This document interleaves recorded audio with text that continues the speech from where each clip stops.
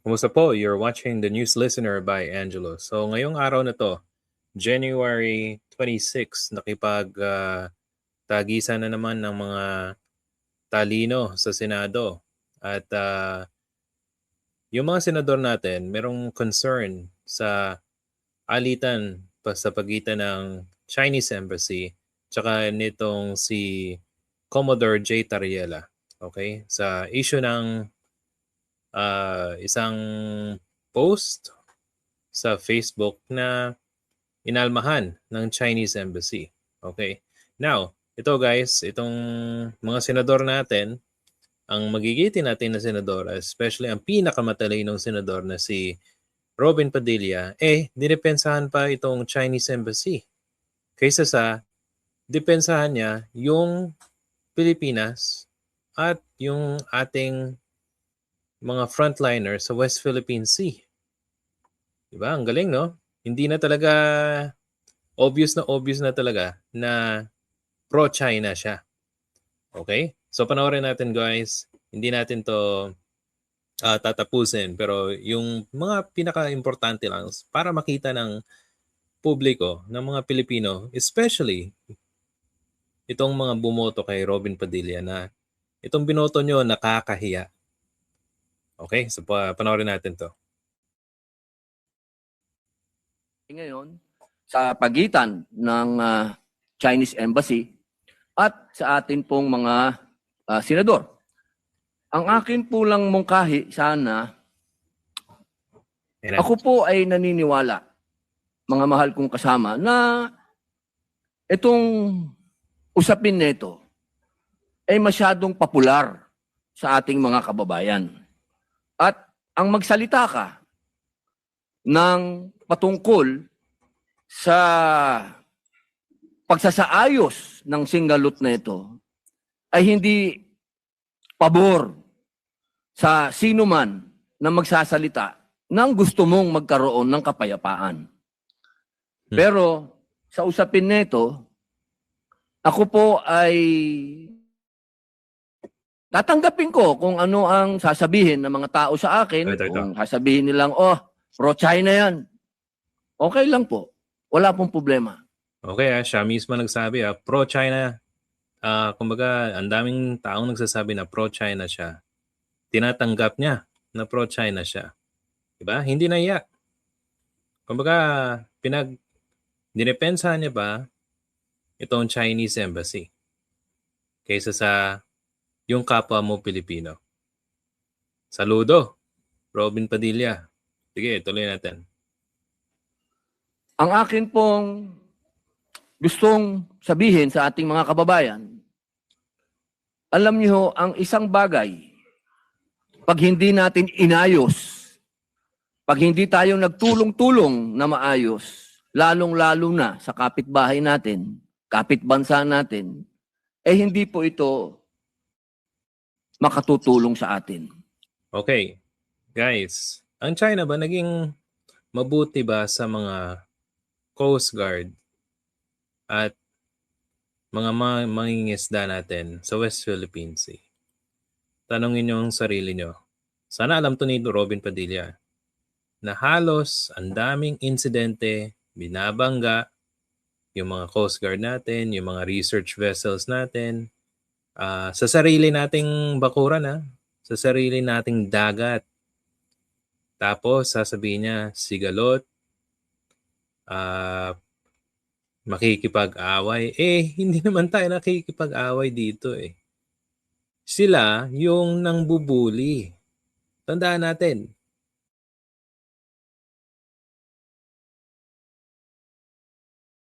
Yun ang nagbuli sa atin. Tayo, wala tayong problema. Sila yung gumagawa ng kaguluhan at katarantaduhan doon. Tapos, ang galing mo pa magdepensa sa mga Chinese. Especially sa Chinese Embassy. Ang galing mo, Robin. Sige. Hindi po ibig sabihin na ako'y pumapayag na pagsalitaan ng hindi maganda ang ating mga kasama ng Chinese Embassy, aba hindi rin naman tama yun. Pero, hindi rin naman po tama na ang isang opisyal natin sa gobyerno na isang unipermado pa ay gagawa ng katatawanan o karikature ng presidente ng China. Sapagkat kanina po, Hindi ba alam ni Robin Padilla na ganoon din rin yung gawain ng mga ng mga Chinese, especially yung mga trolls nila? Oh, you have the freedom of speech. Okay? At halos iba't ibang tao ay gumagawa ng ganyan. Okay? At kung iisipin mo guys, yung paggagawa ng AI version, okay, ng ginawa ni Commodore J, nagsisilbing pagpapakita na ito yung ginagawa ng Chinese government sa Pilipinas. Yun ang inaatake yung ating West Philippine Sea. Wala tayong freedom, binubuli ni water cannon. So, ito ay pagiging isang kritiko sa kanilang mga ginagawa. Okay? O sige, tuloy natin. habang nag-uusap kami ni Senator Amy Marcos, sabi ko sa kanya, kung yan, ginawa ng China sa ating Pangulo na si Bongbong Marcos, ako'y oposisyon, pero gagawin nila yan kay Bongbong, ay unang-una po ako magagalit. Sapagkat hindi ako papayag na So anong gagawin nila? Anong gagawin nilang AI image? Sige nga. Oh. Ano gagawing addict? Pero hindi nila mapatunayan? Hindi nyo mapatunayan? Oh, di ba? O, sige. babuyin ng kahit na sino ang Pangulo ng Pilipinas. Hindi ako papayag na gawan ng karikature kahit ako'y oposisyon na gawan ng ganyan ang ating Pangulo. Sapagkat ang Pangulo ng isang bansa, yan po ang tinatawag nating representasyon ng ating bayan, katumbas ng bandila. Kung ano ang tingin natin sa bandila, yan ang tingin natin sa Pangulo. Okay tingnan nyo yung nire-respeto ba ng Chinese government, especially si Xi Jinping. Siya ba'y nire-respeto yung teritoryo ng iba't ibang nasyon? Sige nga, sana sagutin to ni Robin Padilla. Nire-respeto niya ba? Yan, sana sagutin niya yan. Sige. Kaya, kung ano man po ang ginawa ni Admiral Commodore. Tariela, ay pinakikiusapan ko po siya na huwag niya ulitin. Sapagkat, pag nambastos ka, babastusin ka rin talaga. Wala po tayong magagawa sapagkat duty ng kahit na sino na ipagtanggol ang kanilang Pangulo. Ang gusto ko lamang pong sabihin dito, aking mga kasama, tama po, naniniwala po ako. I agree sa pagdepensa. Okay? Pero sa ginagawa nila, I don't agree. Na hindi makatwiran ang ginagawang pambobomba ng tubig sa ating mga mangingisda. O wala ka naman ginagawa Binobomba yung ating mangingisda, pero salita ka ng salita, dinidepensahan mo pa yung Chinese embassy. Mas dinidepensahan mo pa yung Chinese na mga activities kaysa sa mga Pilipinong kapwa mo na naghahanap buhay doon sa West Philippine Sea. Sa ating Coast Guard. Pero matagal ko na rin sinabi na may budget naman ng Coast Guard, ba't di kayo bumili ng mas malakas na water cannon at gumanti kayo? Bobo.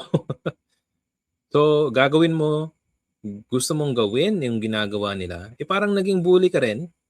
Diba? Kaya ang talino niya Robin mag-advise Ewan ko ba sa mga taong bumoto, hindi ba kayo nahihiya sa ganitong senador? Tapos yung statement niya, ganito, hindi nag-iisip, parang ano lang, parang tambay lang sa kanto. O di ba? Ginawa na natin ang napakaraming diplomatic complaint, ang dami na nating tinawag na natin yung mga ambassadors, nakipagpulong tayo, meron tayong mga ang dami ng mga reported na cases na hinaharas tayo. Pero gagawin mo yung pagbubomba sa kanila ng tubig. Para ka na rin para ka na rin naging China kung ganyan. 'Di ba? O wala tayong panama sa kanilang mga barko, ang daming barko. So kaya nilalabas natin yung mga katarantaduhan at dinadalago natin sa mga kabataan yung kung anong totoo talaga para hindi tayo bumoto ng mga katulad ng mga pro-China, mga senador na katulad ni Robin Padilla. Yan ang dapat na mangyari. Hindi naman po pwede na lagi tayo magpapaawa. At parehas naman kayong tinatawag natin tanod ng hindi naman kayo gray ship. Ang gray ship, yun ang military. Kapag hindi naman pwede yun. Yun ang tinatawag natin na escalation. Pero kung dalawa kayong white ship dyan at bombahan kayo ng tubig dyan, walang ano yun. Walang issue yun. Walang escalation yun dahil pareho kayo. Kita mo na lang. Kita mo yung sinasabi niya, walang escalation. Bombahan kayo ng bombahan. Banggaan kayo ng banggaan. Hindi ba yun escalation? Di ba escalation din yun? Ang galing, no? Ang talino, no? Yung tanod baybayin. Pareho kayong nagpupunta ng coast natin. Pero para sa usapin nang ikaw ay magtatalumpati at gagawin mong katatawanan yung Pangulo ng isang bansa, palagay ako ay oposisyon. Pero siguro si Robin lang yun ang tumitingin, nakatatawanan. Pero yung iba, hindi. Kahit sinong gumawa niyan sa presidente ko, hindi ako papayag. Ako'y tatayo din at talagang makakatikim din sa akin yun ng mga salitang hindi niya makakain. Sapagkat sa akin, anuman ang political affiliation natin, pagdating sa Pangulo, iisa tayo. Solid dapat tayo, nakatayo dapat tayo sa Pangulo natin. Pag-usapin na ng ibang bansa na.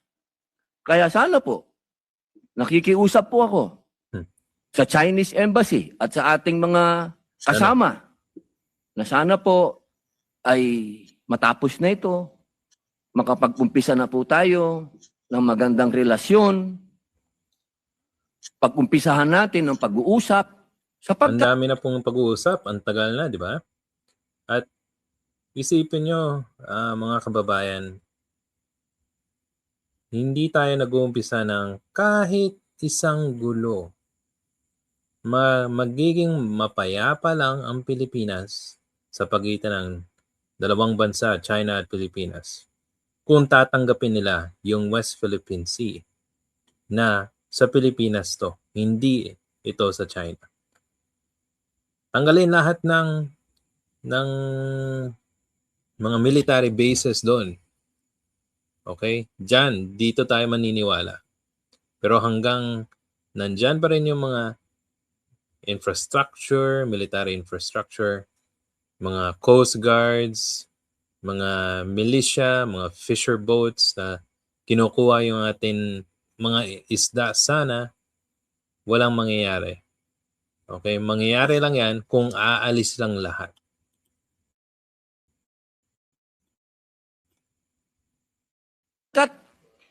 Alam niyo po, meron din po tayong ibang mga kasinggalot. Tahimik nga lang tayo. Katulad po ng aking best friend sa Malaysia. Kasingalot natin yan sa Sabah. Ilan ng Pilipinong naging stateless doon? Ilan ng Pilipinong dineport nila? Pero naging tahimik naman tayo. Wala naman akong naririnig.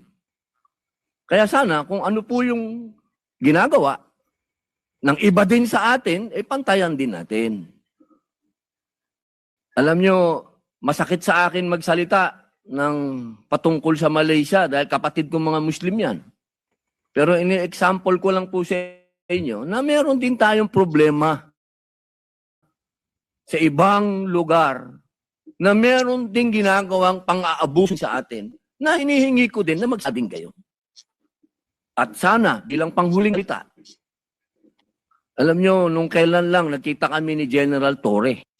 Okay ba na to, guys? Ano sa tingin nyo? Di ba? Kumbaga, si Robin Padilla, siya mismo nagsasabi na maka-China siya, pro-China siya. Ang dapat na ginagawa ng gobyerno siguro ay gumawa ng batas para sa mga traidor na makapili. Yung mas interest pa ng ibang bansa yung pinipili kaysa sa inang bayan nilang dapat ipagtanggol. Hi, good morning. This is Jean.